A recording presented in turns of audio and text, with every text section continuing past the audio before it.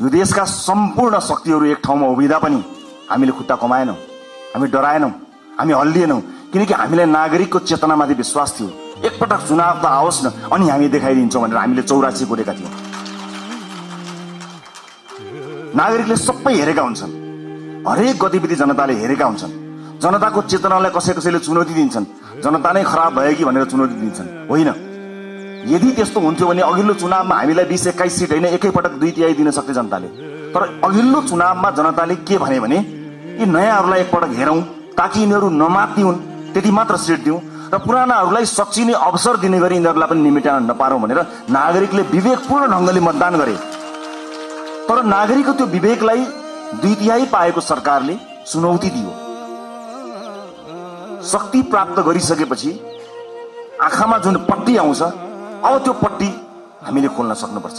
नत्र पुराना राजनीतिक दललाई नेपाली जनताले 34, 35, 36 वर्षमा कुरे, तपाईँ हामीलाई 36 महिना 36 दिन पनि कुर्नेवाला छैनन्। यो कुरा निर्धक्क हुनुहोला, किनकि जनता अब्बल चेतनामा आएको छ। अब कानून निर्माताका रूपमा अब तपाईहरुको दौड स्वार्थ समूहहरूको घर घरमा होइन। गुट बनाएर कांग्रेस एमालेलाई जितिदैन साथी हो, कुनै गुट बनाउनु पर्दैन। घण्टीका मुनि सबै हटाउन सक्छौं, घण्टीसँग त्यति धेरै ताकत छ, कहीँ गुट बनाउनु पर्दैन। र आफ्नो पोजिसन के हुन्छ, म कहाँ हुन्छु, मलाई के हुन्छ, पार्टीमा मेरो हैसियत के हुन्छ, संसदमा मेरो हैसियत के हुन्छ, सरकारमा मेरो हैसियत के हुन्छ, यो म केन्द्रित राजनीतिबाट बाहिर उठ्न सकिएन र देश केन्द्रित राजनीति गर्न सकिएन भने हाम्रो अभिगत पुराना राजनीतिक दलका नेताहरू भन्दा पनि बत्तर अभिगत हुन्छ। यो कुरा म तपाईलाई डे 1 मा बताउन गइरहेको छु। त्यसकारणले आफूलाई सेन्टरमा राख्ने होइन। राजनीति आजसम्म त्यस्तै भयो, सहमति त गर्ने, राष्ट्रिय सहमति गरे जस्तो भन्दै, राजनीतिक सहमति गरेको छ भन्दै विभिन्न सहमतिहरूमा नेताहरूले आफ्नो ठाउँ सुरक्षित राखे, पार्टीहरूले आफ्नो ठाउँ सुरक्षित राखे। तर देशलाई सुरक्षित राख्ने हो कि होइन, देशलाई केन्द्रमा राखियो कि राखिएन, त्यो महत्त्वपूर्ण कुरा हो। यतिखेर देश केन्द्रमा छ, देशले देखेको सपना हामीले पूरा गर्ने हो। तपाईको र मेरो मन्त्री प्रधानमन्त्री बन्ने सपनाको भारी यो देशले, यो समाजले बोक्दैन। मेरो सपनाको भारी बोक्नको लागि यो समाज बाध्य छैन, तर यो समाजको सपनाको भारी तपाईँ हामीले बोक्ने हो। त्यसका लागि तपाईँ हामीलाई मत दिएर पठाएको हो, सामान्य कुरा होइन। यहाँ शहीदकी आमा छिन्, ध्यान दिनु होला।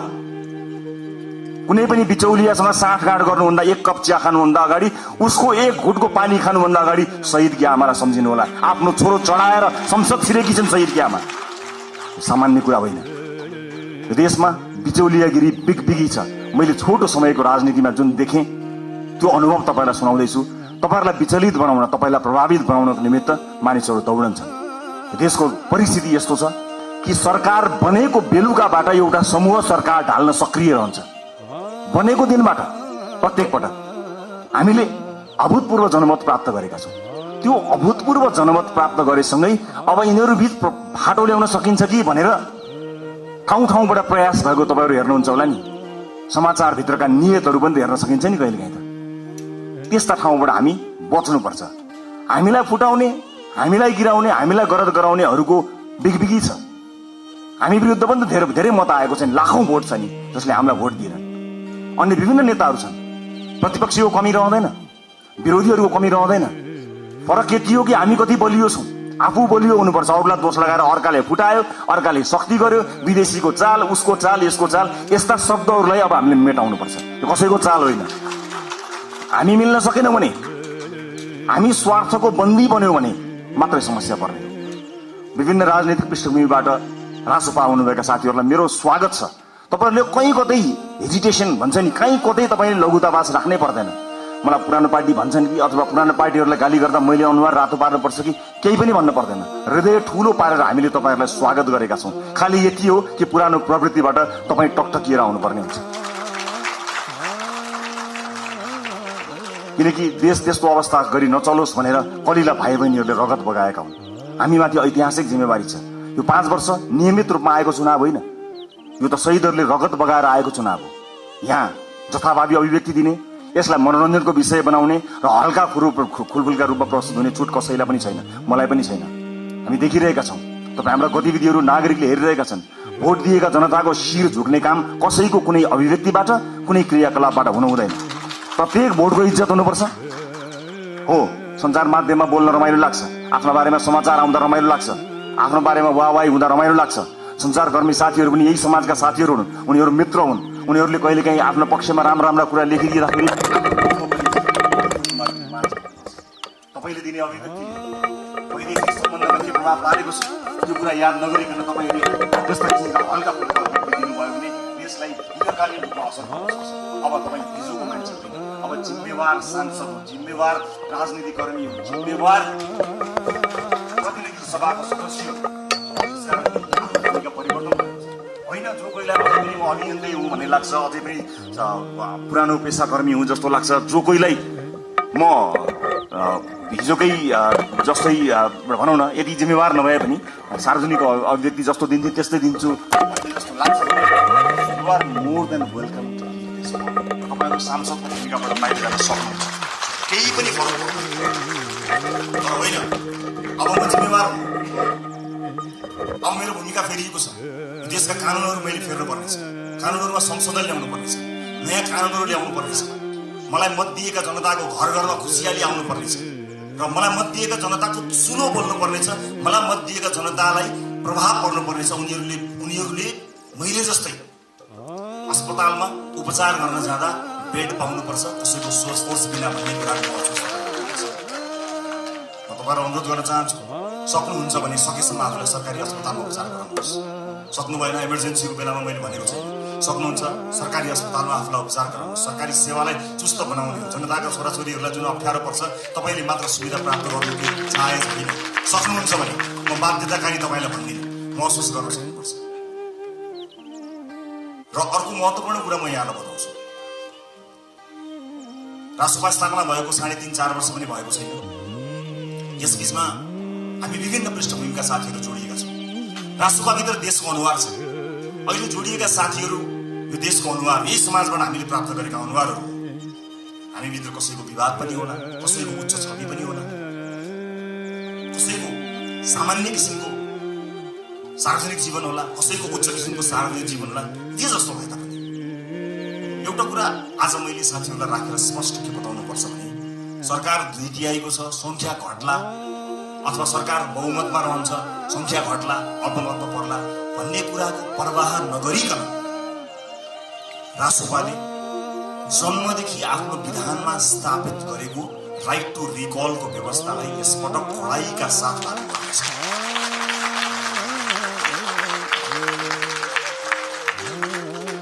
एउटा स्वतन्त्रता हुन्छ, एउटा अनुशासन हुन्छ, एउटा फ्रिडम र एउटा डिसिप्लिन।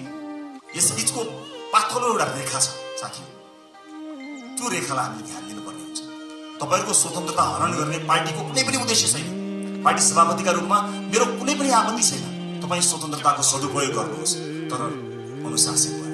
अनुशासनका लागि पार्टीले आफूलाई स्थापित गराउँछ। पार्टीले अनुशासनका विषयमा तपाईँहरूलाई कडाइका साथ पालना गराउनेछ। किनभने परिवार ठुलो भएको छ, अनुशासित हुन सकेनौँ भने त्यसले अर्कै किसिमको एउटा अराजकता सृजना गर्छ। अराजकतालाई हामी कदापि स्वीकार गर्न सक्दैनौँ। यसै पनि विभिन्न किसिमका अराजकताबाट समाज आक्रान्त भएको यो अवस्थामा हामीले अत्यन्त अनुशासित हुनुपर्नेछ। म अघि पछि भन्दा आज अलिकति फरक चुनिएको छु होला, तपाईँले त्यो महसुस गर्नुभएको छ होला। अलिअलि कडाइका कुराहरू गर्यो, अलिअलि कारबाहीका कुराहरू गर्यो, कलको कुराकानी गर्यो, अलिक खबरदारी गरे जस्तो गर्यो भन्ने कुरा तपाईँलाई लाग्नुपर्छ तपाईँलाई। किनकि जुन आशा र अपेक्षाका साथ नेपाली जनताले भोट खन्याएर दिएका छन् नि, त्यो ठुलो जिम्मेवारीको महसुस तपाईँलाई प्रत्येक दिन हुनुपर्छ साथी हो, प्रत्येक दिन हुनुपर्छ। यो देश अहिले पनि बनेन भने कहिले पनि बन्दैन भनेर साथीहरूले भनेका छन्, हर ठाउँमा भनेका छन्। तपाईँ भोट माग्न जाँदाखेरि आमा बाहरूले रुँदै के भनेका छन् तपाईँलाई थाहा छ? बाबु यो देश बचाऊ भनेका छन्। सुन्दाखेरि यो देश बचाऊ कति सामान्य कुरा हो नि, कति गहन कुरो छ, कति गहिरो कुरो छ, कति ठुलो कुरो छ भन्नुहोस् त। यो देश बचाऊ हामी जस्ता सामान्य मान्छेको हातमा, नीलो झन्डा फरफराउँदै हातमा घन्टी बोकेर हिँडेका हाम्रा हातमा, हाम्रा काँधमा देशका ज्येष्ठ नागरिकदेखि बालक बालिकाहरूले सम्मले यो देश बचाऊ भनिरहेका छन्। यो जिम्मेवारी हो, ठुलो शक्ति हामीले प्राप्त गरेका छौँ। जति ठुलो शक्ति त्यति ठुलो जिम्मेवारी साथी हो। कृपया यो जिम्मेवारीको महसुस यहाँहरूले गर्नुहोला। म जो जहाँ जुन ब्याकग्राउन्डबाट आउनुभएको छ म सबैलाई स्वागत गर्न चाहन्छु। राष्ट्रपाभित्र सिङ्गो देशको अनुहार छ। यहाँ व्यापार व्यवसाय क्षेत्रका साथीहरू पनि हुनुहुन्छ, विद्यार्थी साथीहरू पनि हुनुहुन्छ, जेनजी पुस्ताका सबै साथीहरू हुनुहुन्छ, युवा साथीहरू हुनुहुन्छ, महिला साथीहरू हुनुहुन्छ, सीमान्तकृत वर्गलाई प्रतिनिधित्व गर्ने साथीहरू हुनुहुन्छ, सामाजिक अभियन्ता हुनुहुन्छ, कवि कलाकार मोडल रोल मोडल सबैजना हुनुहुन्छ, पूर्व प्रशासकदेखि लिएर सबैजना हुनुहुन्छ। यति ठुलो यो परिवारलाई समायोजन गर्नको निमित्त यो परिवारलाई एउटै धारमा एउटै ट्र्याकमा लिएर जानको निमित्त अनुशासनको अत्यन्त ठुलो खाँचो हुन्छ। म साथीहरूलाई यति भन्न चाहन्छु, म तपाईँहरूको मिडिया प्रेजेन्स प्रति कहीँ कतै दुःख मनाउ गर्दिनँ, तर आफू अभिव्यक्त हुनुभन्दा पहिला तपाईँले पार्टी पङ्क्तिसँग सरसल्लाह गर्नुहोला। तपाईँको सानो बोलीले मतदान गर्ने अर्को मानिसको चित्त नदुखोस्। तपाईँको सानो अभिव्यक्तिले देशका महत्त्वपूर्ण सम्बन्धहरूमा आँच नपुर्याओस्। देशका कयौं गहन विषयहरू हुन्छन्, अर्थतन्त्र लगायतका विषयहरूमा तपाईँका हल्का टिप्पणीहरूले हामीप्रतिको आशा निराशामा बदलिन सक्छ। त्यसकारणले मैले एउटा अभिभावककै हिसाबले तपाईँहरूलाई सचेत गराउन खोजेको हुँ। आजको यो भेटघाट कार्यक्रममा उपस्थित सम्पूर्ण साथीहरू, रासोपा परिवार विशाल परिवार भएको छ। यो सँगसँगै नेपाली नागरिकले हामीलाई ठुलो अभिमत दिनुभएको छ। यसको जगेर्ना गर्नु तपाईँ हाम्रो कर्तव्य हो। अब संसदको सेसन चले भन्दा बाहेक तपाईहरूको भेट जनतासँग हुनुपर्नेछ। आफ्नो निर्वाचन क्षेत्रमा निरन्तर खट्नुहोला। तपाईको निर्वाचन क्षेत्रमा कुनै पनि मान्छेले दुःख पायो भने त्यसको सम्पूर्ण जिम्मेवारी तपाईको हुनेछ, किनकि तपाईलाई उसले जिताएर पठाएको हो, आफूले सुख पाउँछु भनेर पठाएको हो। तपाईलाई सुख दिन होइन, तपाईका माध्यमबाट मैले र मेरो परिवारले सुख पाउँछ होला भनेर तपाईलाई भोट दिएर पठाएको। त्यसकारणले ठुला ठुला हल या ठुला ठुला विदेशी कार्यक्रमहरूको सेमिनारमा होइन, ती गाउँ टोल बस्ती चिया चौतारोहरूमा आफ्ना सांसदहरूलाई देख्न चाहन्छु। हामी सांसद भयौं भन्दैमा त्यो सांसद भएको ब्याचले या त्यो सर्टिफिकेटले एकाएक ज्ञान दिने होइन। अध्ययनको आवश्यकता पर्छ, ज्ञानको आवश्यकता पर्छ। र अब शक्तिशाली भए भनेर आफ्नो चालचलन आफ्नो व्यवहारै परिवर्तन गर्ने कयौं साथीहरू पनि मैले देखेको छु। त्यसमा विशेष ध्यान दिनु होला। नागरिकसँग सबै नजिक रहनु होला। चुनाव त फेरि पनि आउँछ, त्यतिखेर हामीले भनेका छौं, यसपटक हामीले इतिहास रच्ने कोसिस गरेका छौं। हामीले नागरिकसँग करार गरेका छौं। नागरिक हामीलाई भोट हाल्न तयार थिए, तर पनि हामीले अतिरिक्त प्रतिबद्धता किन गर्यौं भने हामी कमिटेड छौं। यसपटक परिवर्तन गरेरै छाड्ने हो, यसपटक खाँचुली फेरेरै छाड्ने हो भनेर हामीले नागरिकसँग करार गरेका छौं। त्यो करारका अक्षर अक्षर पढ्नु होला। र तपाईहरु मध्ये कोही यही भएकै हलहरु मध्ये नै कोही न कोही मन्त्रालय सम्हाल्ने साथीहरु हुनुहुन्छ, तर कृपया मन्त्री बनाइदिनुस् भनेर या मिडिया ट्रायलमा म फलानु मन्त्री भनेर त्यस्तो चीजलाई बन्द गरिदिनु होला। किनभने अहिलेसम्म केही पनि थाहा छैन।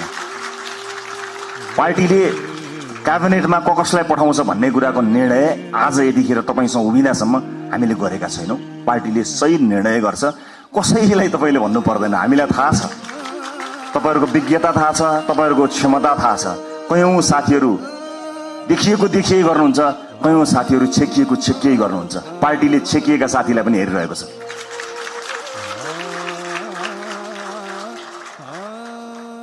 कहिलेकाहीँ कसैले जति देखाउँछु भने पनि देखिँदैन, कसैले लुकाउँदा पनि देखिन्छ। क्षमता भन्ने कुरा त्यस्तो हुन्छ। त्यसकारणले कतिपय अलि बढी चर्चामा आएका साथीहरू र चर्चामा आउन नपाएका साथीहरू सबैलाई पार्टीले हेरेको छ।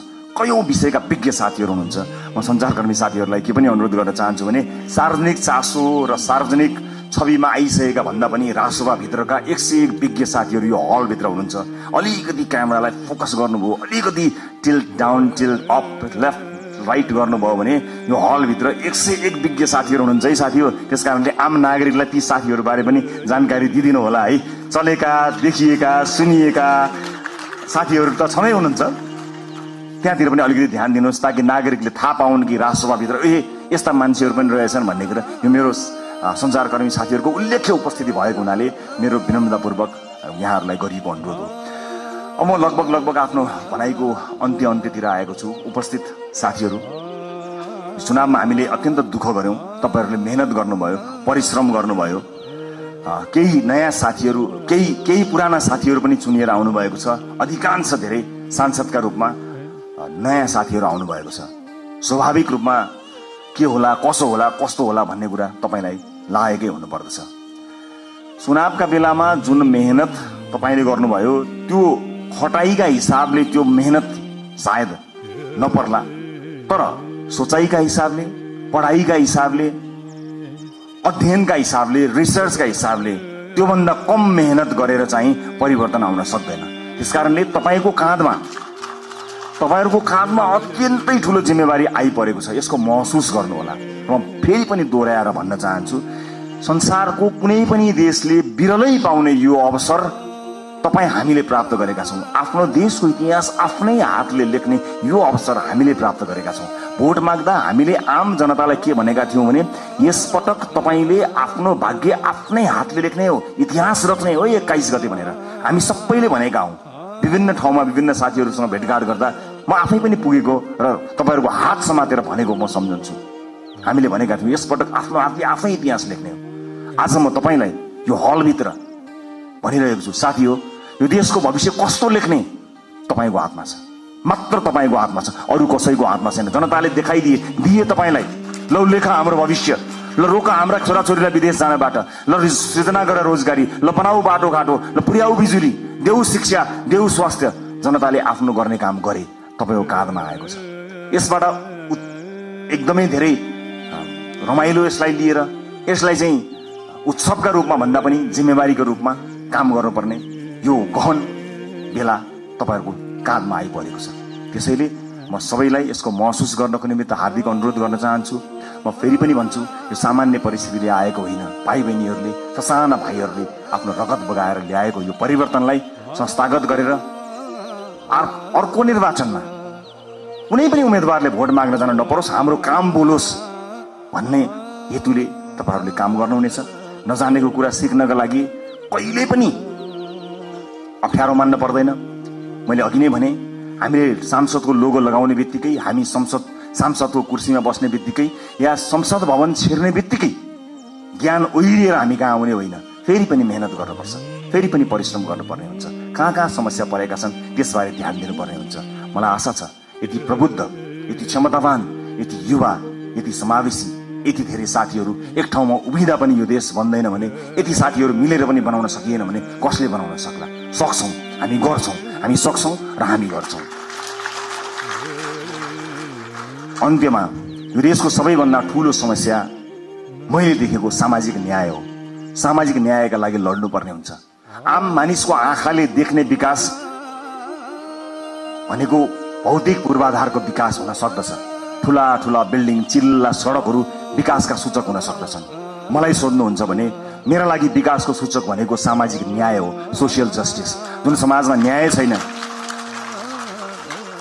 जुन समाजमा विभेद छ, त्यो समाज मान्छे बस्ने समाज होइन। मान्छे बस्ने समाजका लागि हामीले मान्छे बस्ने समाज जस्तो बनाउनु पर्ने हुन्छ। सामाजिक न्यायका लागि अब तपाईँ हामीले पैरवी गर्नुपर्ने हुन्छ। राष्ट्रपाले चाहेर पनि कयौं साथीहरूलाई जोड्न सकेन। हामी समावेशी हुन चाहन्थ्यौं। हुन त तुलनात्मक रूपमा राष्ट्रपाले अन्य राजनीतिक दल भन्दा धेरै महिला साथीहरूलाई उठायो, तर यो पर्याप्त होइन। म दुःखका साथ क्षमा याचना गर्दै भन्छु, हाम्रो पार्टीभित्र राई लिम्बू समुदायको प्रतिनिधित्व यो पार्टी प्रतिनिधित्व सभामा हुन सकेन। सभापतिका हिसाबले म क्षमा माग्न चाहन्छु र म विश्वासका साथ भन्न चाहन्छु आगामी दिनमा समावेशिताको यो महत्वपूर्ण कડીलाई प्राथमिकताका साथ अगाडि राखेर अगाडि बढ्नेछौँ। म विश्वास दिलाउन चाहन्छु। यही हलबाट तपाईहरु भोलि मन्त्रीका रूपमा आसीन रहनुहोला। म तपाईलाई स्पष्ट पार्न चाहन्छु, तपाईले शक्ति आर्जन गरेर भोलि बजेटमा आफ्नो क्षेत्रमा बजेट सोरेर लानुभयो, कर्णालीलाई रुवाउनु भयो, मधेसलाई रुवाउनु भयो, सुदूरपश्चिमलाई रुवाउनु भयो भने त्यो विकास होइन। सिङ्गो देश विकास हुँदा चितवन अविकसित हुँदैन, मलाई थाहा छ। त्यसकारणले हाम्रो ध्यान सिङ्गो देशको विकासमा जाने हो, क्षेत्रगत कुरामा होइन। यद्यपि कतिपय क्षेत्रहरू अत्यन्त संवेदनशील हुन्छन्, कतिपय चिजहरू महत्त्वपूर्ण हुन्छन्। जिल्लामा कतिवटा पुल बने, मैले कतिवटा पुल लिएर गएँ, मैले कति किलोमिटर बाटो आफ्नो क्षेत्रमा पिच गरेँ भन्ने कुराले तपाईलाई कीर्तिमानी बनाउँदैन। मैले अघि भने जस्तै कर्णालीमा बाटो पुग्यो कि पुगेन, कर्णालीमा अस्पताल बन्यो कि बनेन, कर्णालीमा सुत्केरी आमाले बाटोमा मृत्युवरण गर्न पर्यो कि परेन, मधेसमा भित्री मधेसमा शिक्षाको उज्यालो पुग्यो कि पुगेन, स्वच्छ खानेपानी पुग्यो कि पुगेन, बालबालिकाहरूले पोषण पाए कि पाएनन्, विकासको सूचक यो हो। तपाईँ हामीले सोचेको विकास यही हुनुपर्नेछ। अर्को पटक मैले चुनावमा बाटो लगिनँ भने, मैले अर्को पटक चुनाव जित्दिनँ भनेर तपाईँ आजदेखि लाग्नुभयो भने मैले फेरि पनि राइट टु रिकलको व्यवस्थाको बारेमा सम्झना गराउनु पर्ने हुनेछ। साथी हो, एउटा चुनावबाट अर्को चुनावका लागि होइन, एउटा पुस्ताबाट अर्को पुस्ताका लागि लडेका हौ हामी। अर्को चुनाव जितौँ नजितौँ त्यो सरकारको विषय भएन, तर अर्को पुस्ताले हार्नु हुँदैन साथी। धेरै पुस्ताले हारिसकेपछि हामी एउटा आशा अपेक्षाको दियो बाल्न सफल भएका छौँ। यसलाई निभ्न नदिनु होला। सभापतिका रूपमा म तपाईँहरूसँग सँगै सधैँ छु। म लोकतान्त्रिक पद्धतिलाई विश्वास गर्छु। वर्तमान व्यवस्था, वर्तमान संविधानप्रति प्रतिबद्ध छु। शासकीय स्वरूपमा सामर्थ्य पुग्दा केही न केही सुधार चाहिएको छ भन्ने कुराको हामीलाई हेक्का छ, तर वर्तमान व्यवस्था, वर्तमान परिवर्तन, वर्तमान संविधानप्रति हाम्रो प्रतिबद्धता डगमगाएको छैन, डगमगाउनेवाला पनि छैन र यहाँहरूले पनि त्यसलाई डगमगाउन दिनुहुने छैन भन्ने मैले विश्वास लिएको छु। इतिहास रचनामा एउटा मान्छे, एउटा नेताको हात हुँदैन, एउटा पार्टीको हात हुँदैन। इतिहासको कालखण्डदेखि यहाँसम्म विभिन्न पुराना राजनीतिक दल र नेताहरूले त्याग र तपस्या गरेर आज हामीलाई यो दिन ल्याउनु भएको छ। उहाँहरूका कयौं व्यतिथिहरूप्रति हाम्रो प्रश्न हो, तर इतिहासले उहाँहरूले दिनुभएको योगदानलाई नजरअन्दाज गर्ने, त्यसलाई अपमानित गर्ने हक हामी कसैलाई पनि छैन। म ससम्मान इतिहासमा उहाँहरूले दिनुभएको योगदानका लागि उहाँहरू सबैलाई स्मरण गर्न चाहन्छु। पुराना राजनीतिक दल, पुराना सम्पूर्ण नेतागणहरूलाई म यही मञ्चबाट धन्यवाद दिन चाहन्छु र म यति भन्न चाहन्छु, इतिहास तपाईँले लेख्नुभयो, भविष्य हामी बनाउँछौँ। हाम्रा अभिव्यक्तिहरूमा कुनै पनि राजनीतिक दल र विपक्षीहरूप्रति कटाक्ष भयो भने त्यो अनर्थ हुन जानेछ। आज विजयको उन्मादमा हाम्रा समर्थक साथीहरूले विजयी भएका कारण, अत्यधिक मत आएका कारण विपक्षीहरूप्रति विभिन्न माध्यमहरूमा, सञ्चार माध्यम लगायत सार्वजनिक माध्यमहरूमा जुन ढङ्गले अभिव्यक्ति दिइरहनु भएको कता कता देखिएको छ, त्यो कदापि स्वीकार्य छैन। विजेता हुनुको अर्थ जिम्मेवार हुनु हो, विजेता हुनुको अर्थ छाडा हुनु होइन। विजेता हुनुको अर्थ विपक्षीहरूलाई कटाक्ष गर्ने अधिकार प्राप्त गर्नु होइन, त्यो लोकतन्त्रको चरित्र होइन। त्यसकारणले हामीलाई माथि धेरै आरोप लागेको छ। आज तपाईँहरू सबैलाई साक्षी राखेर म यो आरोपलाई खण्डन गर्ने जिम्मेवारी तपाईँहरूको काँधमा पनि बाँड्न चाहन्छु कि रासोपालाई प्राय अराजक छन्, रासोपा समर्थकहरू अत्यन्त धेरै असहिष्णु छन्, सामाजिक सञ्जालमा गाली गलौजमा उत्रन्छन्, व्यक्तिगत गाली गलौजमा उत्रन्छन्, छुनै हुँदैन, बोल्नै हुँदैन, गाली गरिहाल्छन्। त्यस किसिमको एउटा छवि बनेको छ। म सम्पूर्ण समर्थक साथीहरूलाई बताउन चाहन्छु, अब त्यसबाट बाहिर निस्कनुपर्छ। रासोपाले प्रशिक्षण गर्न पाएको छैन। 3 वर्षमा आक्रमण झेल्दै आएको रासोपाले आफ्ना सदस्य साथीहरूलाई राम्रोसँग प्रशिक्षित गर्न पाएको छैन। तर यही समाजका पात्रहरू भएको हुनाले तपाईँले समाजका विभिन्न तह र तबकामा लिनुभएको प्रशिक्षणले तपाईँको व्यक्तिगत आचरणलाई देखाउँछ। त्यसकारणले सम्पूर्ण रासोपा समर्थक साथीहरूलाई म जिम्मेवार भएर अभिव्यक्त हुन सामाजिक सञ्जाल, सामाजिक प्लेटफर्महरूमा, सार्वजनिक प्लेटफर्महरूमा अत्यन्त जिम्मेवार भएर प्रस्तुत हुनको लागि अनुरोध गर्न चाहन्छु। यो रासोपाले जितेको होइन, यो देशले जितेको हो। हामीले प्रमाणित गर्नुपर्नेछ। रासोपाको माध्यमबाट देशले जितोस् भनेर आम नागरिकले हामीलाई भोट दिएका हुन्। त्यसकारणले यो जित केवल रासोपा समर्थक, रासोपा भोटरको मात्र होइन, यो जित सम्पूर्ण देशको हुनुपर्नेछ। त्यसका लागि तपाईँ हामीले काम गर्नुपर्नेछ। अबको 5 वर्ष सहज हुनेवाला छैन। हिजोका सांसदहरूको जस्तै गतिविधि या हिजोका मन्त्रीहरूको जस्तै गतिविधि र तिनै निरन्तर त्यही चिजको निरन्तरता यो हो भन्ने जो कोहीलाई परेको छ भने कृपया त्यो होइन। अति संवेदनशील समयमा अत्यन्त धेरै मेहनत गर्नुपर्ने समयमा हामी उभिएको हुनाले फेरि पनि तपाईँहरूलाई मेहनतका साथ अगाडि बढ्नको लागि म हार्दिक अनुरोध गर्न चाहन्छु। अन्त्यमा निर्वाचन जित्नका लागि पार्टीका विभिन्न तह र तबकामा रहेर काम गर्नुहुने सम्पूर्ण साथीहरूलाई म धन्यवाद दिन चाहन्छु। समानुपातिक साथीहरूलाई कतिपय मानिसहरूले तिमीहरू त समानुपातिक हौ, प्रत्यक्ष होइनौ भनेर अलिकति फरक ढङ्गले हेर्न खोजेको देखिन्छ। म त्यसलाई विभेद भन्छु। म त्यस्ता विभेद पार्टीभित्र नहोस् भन्ने चाहना राख्न चाहन्छु। चाहे प्रत्यक्षमा रहेका हुन्, चाहे समानुपातिकमा रहेका हुन्, सबैले आफ्नो भूमिका र जिम्मेवारी निर्वाह गरेका छन्। कतिले चुनाव जित्नका लागि भूमिका निर्वाह गरे भने अब संसदमा गएर ती साथीहरूले आफूलाई अझ बढी अब्बल प्रमाणित गर्नुहुनेछ। हरेक पेसा, व्यवसाय, क्षेत्र, लिङ्ग सबैको प्रतिनिधित्व गरेर विशाल रासोपा परिवारमा आउनुभएका तपाईँ साथीहरूलाई सुपर लास्ट एउटै कुरा के भन्छु भने हामी समय र परिस्थितिले एक ठाउँमा जोडिएका हौँ। हामी यो राजनीतिक दल थिएन, हामी यहाँ गोलाकार हुने थिएनौँ भने अलग किसिमका मानिसहरू थियौँ। हाम्रा साथीभाइ अलग थिए, हाम्रो सङ्गत अलग थियो, हाम्रो काम अलग थियो, हाम्रो पेसा अलग थियो। तर परिस्थितिले हामीलाई यहाँ हामीलाई जोडिसकेपछि एज अ टिम प्लेयर, एउटा सामूहिक खेलाडीका रूपमा तपाईँ हामीले काम गर्नुपर्नेछ। व्यक्तिगत रूपमा कसैको आचरण, बानी व्यवहार, स्वभाव हामीलाई मन पर्नु नपर्नु बेग्लै कुरा हो। तर यतिखेर हामीले हेर्ने भनेको देशको संविधान हो, संसदको नियमावली हो, पार्टीको विधान हो। तपाईलाई व्यक्तिगत जीवनमा जुन किताब पढ्न मन लाग्छ पढ्नुहोस्, तर हामीले पढ्ने यिनै किताबहरू हुन्। यिनै किताबभित्र हामी एकबद्ध भएर देशको संविधान मानेर, पार्टीको विधान मानेर, विभिन्न नियमावलीको अधीनमा रहेर एकै ठाउँमा एउटा टिम भएर काम गर्नुपर्नेछ। यसकारणले व्यक्तिगत इच्छा आकांक्षा, व्यक्तिगत लाइक डिसलाइक, व्यक्ति मन पर्ने मन नपर्ने कुराहरू गौण रहन्छन्। मैले अघि पनि भने तपाईको चाहना, तपाईको सपनाको भारी यो देशले बोक्ने होइन, वर्षौंदेखि यो देशले देखेको सपनाको भारी तपाईँ हामीले मिलेर बोक्ने हो। कयौं व्यक्तिगत जीवनमा मन नपरेका साथीहरू पनि कता कता घुम्दै फिर्दै यहीँ आएर ठोकिएका पनि हुन सक्दछन्। यतिखेर हामीले आफ्नो विवेकको अत्यधिक प्रयोग गरेर मुलुक र जनताप्रति वफादार, इमानदार र जिम्मेवार भएर काम गर्नुपर्नेछ। म यहाँहरूको सुखद राजनीतिक भविष्यको शुभकामना अभिव्यक्त गर्न चाहन्छु। फेरि पनि निर्वाचनलाई यति ठूलो परिणाममा ल्याउनका लागि काम गर्नुहुने पार्टीका अग्रकम्तीमादेखि अन्तिम पंक्तिसँग काम गर्नुभएका सम्पूर्ण साथीहरूलाई धन्यवाद दिन चाहन्छु। मतदाता साथीहरूलाई धेरै धेरै धन्यवाद दिन चाहन्छु। यो देशका निजी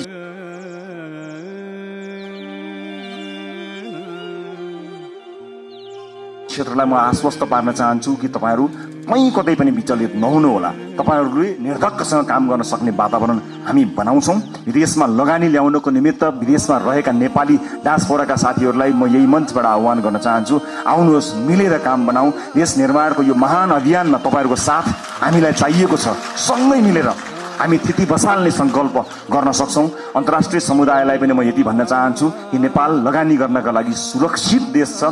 तपाईँ र तपाईको लगानी यो देशमा सुरक्षित हुन्छ। निर्धक्क हुनुहोला, कुनै किसिमको बाधा अडचन हुने छैन। तपाईलाई कुनै अमुक नेता वा पार्टीले संरक्षण गर्दैन, तपाईलाई देशको नीतिले, हाम्रो नीतिले संरक्षण गर्नेछ। नीतिगत रूपमा तपाईँ हामी संरक्षित हुनेछौँ। देशको विश्वविद्यालयहरूले काँचुली फेर्नुपर्नेछ, उद्योग कल कारखाना चल्नुपर्ने हुनेछ, देशमा काम धन्दा निरन्तर चल्नुपर्नेछ, इम्प्लोइमेन्ट क्रिएट गर्नुपर्नेछ। यी व्यापक जिम्मेवारीहरू पूरा गर्नको निमित्त हामी सक्षम भएर काम गर्नेछौँ। मुलुक नयाँ मान्छेहरूको हातमा गयो, कहीँ अप्ठ्यारोमा पर्छ कि लोकतन्त्रको खतरामा पर्छ कि कहीँ कतै अलिकति अधिनायकवाद आउँछ कि जस्ता जुन शङ्का, भ्रम या आशंकाहरू कहीँ कतै भएको छ, म सबै चासो राख्ने, सरोकार राख्ने सबैलाई बताउन चाहन्छु कि मुलुक राम्रो हातमा छ। We will handle it with care. हामी यसलाई एकदमै केयरफुल्ली, यो जनताले दिएको मतलाई अत्यन्त प्रेमका साथ, अत्यन्त सौहार्दका साथ, करुणाका साथ र अत्यन्त चनाखो भएर हामी काम गर्नेछौँ। सुशासनमा नयाँ मानक स्थापना हुनेछ र मुलुकलाई आर्थिक समृद्धिको बाटोमा हामी निरन्तर लिएर जानको निमित्त अहोरात्र काम गर्नेछौँ। हस्, फेरि पनि यहाँहरूलाई यो उपस्थितिका लागि, यो विजयका लागि र यो प्रतिबद्धताका लागि धेरै धेरै धन्यवाद दिन चाहन्छु। तपाईँ हामी सबैको जय होस्। जय देश, जय घण्टी।